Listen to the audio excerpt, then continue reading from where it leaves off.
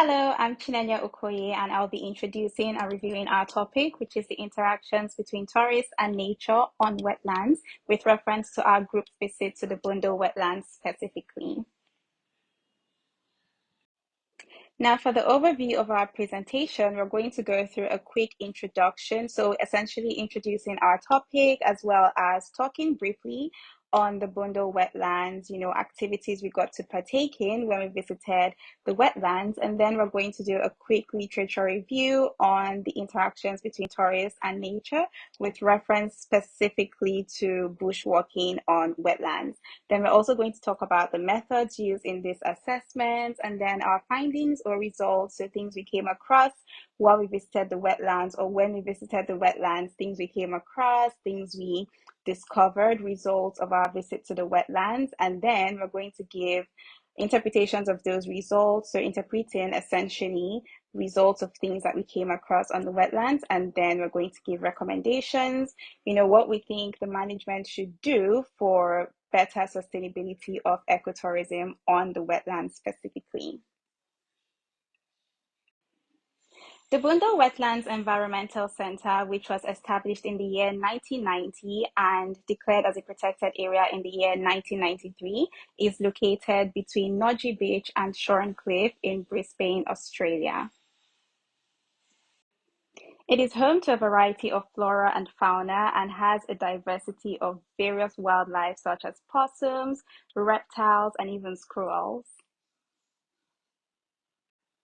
The Boondall Wetlands Environmental Center has become a top destination for both foreign and domestic tourists who seek to get in touch with nature.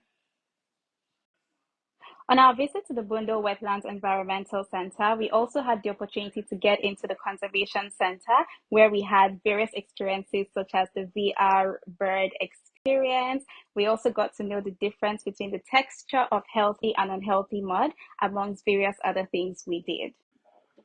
The Boondall Wetlands Environmental Center features various facilities such as walkways, bikeways, and even platforms for bird watching. However, the rare pink water was the epic point of our visit to the Boondall Wetlands. The pink water, which is said to occur as a result of the presence of high salinity levels, the presence of a pink bacteria known as halobacterium, and salt-loving algae, is an intriguing sight to behold, therefore leading to the influx of tourists visiting the wetlands to experience this rare phenomenon.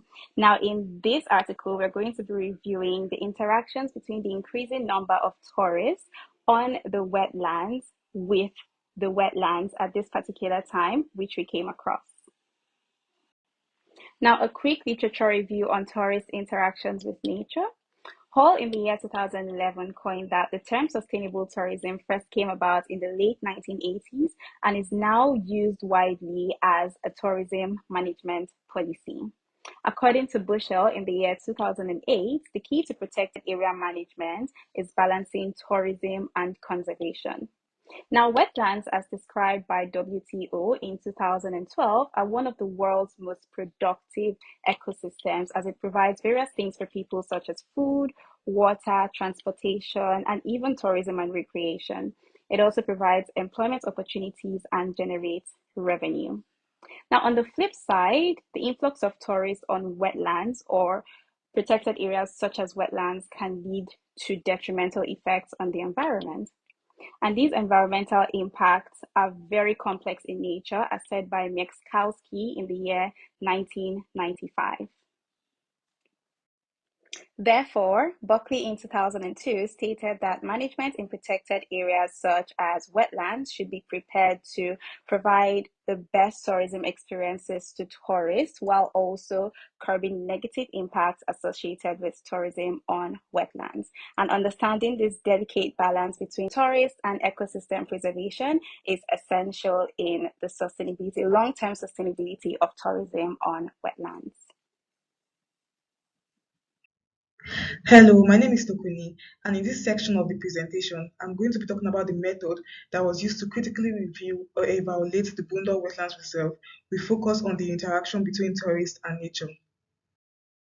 The method used for this analysis or critical review of the Boondall Wetlands Reserve will focus on the interaction between tourists and the environment on nature is the DPSR model. The DPSR model stands for driver, pressure, state, impact, and response. According to OECD 1993, the DPSR model is a tool or framework that was developed by the Organization for Economic Cooperation and Development and the European Environmental Agency in 1999 to highlight or to display the relationship that existed or exists between human activities and the environment. In other words, the DPSR model or framework is a cause and effect tool that showcases the relationship that exists between human activities and the environment. The DPSR model is the best method to use for this analysis because it helps us to examine or get the results showcasing the relationship or the impact of tourism activities on the environment. The DPSR model will focus on the analysis of bushwalking, which will serve as the driver of this analysis. And we're going to be looking at the pressure it has on the environment and the changes that occurs as a result of this pressure, and as well as the impact that comes from the changes that have occurred. And we're also going to be looking at the responses that are gotten from the management body of the Boondall Wetlands in resolving this issue. The next part of this presentation will be focusing on the results or the findings that we discovered during our analysis of the Boondall Wetlands Reserve.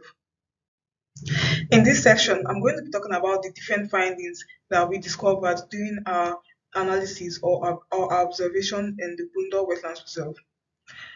One of the things we found as we explored the Boondall Wetlands Reserve was footprints in restricted areas. So when we got to the Boondall Wetlands Reserve, we noticed that there were certain areas that were out of limits to tourists to interact with. But as we went by, as we explored the area, we discovered that tourists still interacted with those locations, despite the fact that those places were out of limits to tourist interaction.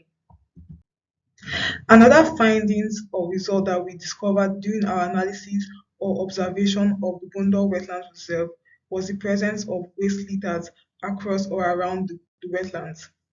So during our observation of the Boondall Wetlands Reserve, we discovered that some tourists who had done bushwalking or who had gone through the walkway leading to the wetlands had disposed of their rubbish or their waste across the wetlands. This, at the end of the day, resulted in a foul or stench smell across the wetlands. Another findings or result that we observed or we discovered during our analysis in the Boondall Wetlands Reserve was the presence of damaged road signs. We noticed during our observation that there were certain road signs that were damaged as a result of the continuous movement of tourists across the roads leading to the wetlands. This section or part of the presentation will be focusing on the responses that are being provided by the management body of the Boondall Wetlands Reserve in dealing or resolving the impact or effect of bushwalking on the environment. As already stated in the previous slides, there were certain results or findings that we discovered during our observation or critical review of the Boondall Wetlands Reserve. And as such, there are certain responses that the management body has provided to resolving or dealing with this issue. One of the responses that we observed or we discovered was through the use of surveillance cameras. So we noticed that there were certain signs indicating that there were surveillance cameras at different points or different areas of the wetlands to oversee and to prevent tourists from doing things that they weren't meant to do. Another response that we discovered was the use of warning signs indicating or showcasing do's and don'ts that were meant to be observed by the tourists. One of the warning signs we saw was the prohibition of waste litters on the wetlands. Another response we discovered was the use of tapes to prevent tourists from going to areas that they weren't meant to do. All these were the various responses that the management team or the management body made use of to prevent tourists from doing things that they weren't meant to do. Hi, I am Manish Morgan and I'm going to present on the interpretation of our finding of our field trip to Boondall Wetland Reserve as well as our recommendations to mitigate the negative effect caused by the visitors. The result of our bushwalking experience at Boondall Wetlands reveals some critical issues that requires attention to ensure the sustainability of this recreational activity and to minimize its environmental impact. Moving into the presence of footprints in restricted areas, it indicates that some visitors are not adhering to designated walking tracks. This behavior poses a significant risk to the delicate ecological balance of the wetlands. Visitors venturing into the restricted areas may advertently damage fragile flora and fauna, disturb nesting birds, and disrupt the natural ecosystem. It's imperative to acknowledge that the wetlands preservation hinges on the responsible behavior of the visitors. Furthermore, the presence of the waste litter on the wetlands is a concern, not only for the aesthetics of the wetlands but also for the health of the ecosystem. Discarded packaging, food containers, and plastic can negatively affect wildlife and contribute to pollution. This latter issue detracts from the overall visitor experience and presents a challenge for the management of Boondall wetland reserves. Moreover, the observed damage to the road signs poses safety hazards and diminishes the quality of bushwalking experience. Properly maintained road signs are essentials for guiding visitors safely and providing them with the valuable information about the environment. Damaged or defaced signs may lead to confusion, potentially causing accidents or environmental damage. Additionally, insufficient visitor education is also one of our findings. It is evident that the visitor's education is key to addressing these issues. Many visitors may not fully comprehend the environmental significance of our wetlands and the potential consequences of these actions.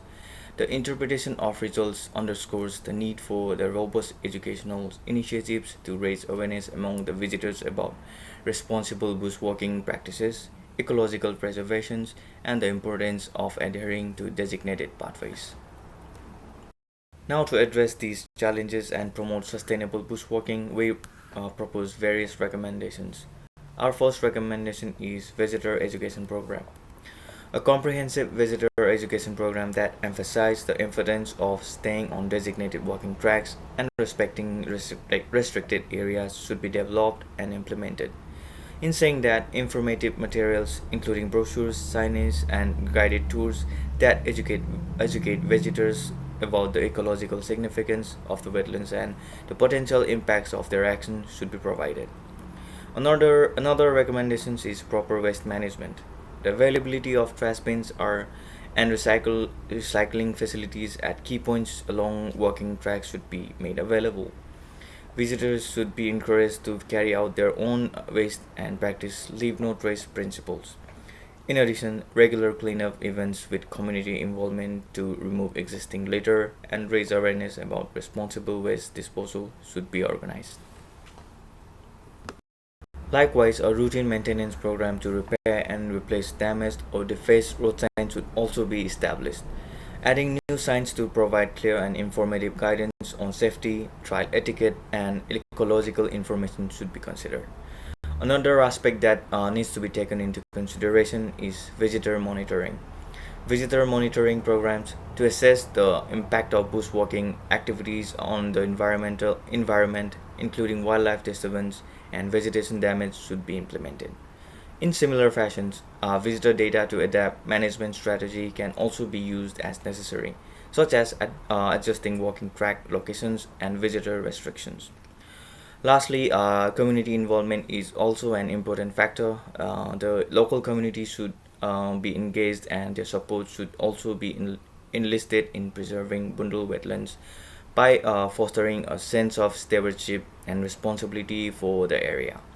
Collaborating with nature clubs and environmental organizations to promote responsible bushwalking practices and environmental education can also be beneficial. In conclusion, our field trip to Boondall Wetlands Reserve gave us an opportunity to critically evaluate the interaction between tourists and nature through DPSIR framework. We got more insight on the importance of responsible tourism management to preserve the wetlands' ecological integrity while benefiting both tourists and the local community. Through proactive measures like visitor education, waste management, road sign maintenance, visitor monitoring, and community involvement, we can create a sustainable and enriching bushwalking experience. that respects the environment and enriches the lives of all who visit this natural wonder. Thank you for joining us in this journey.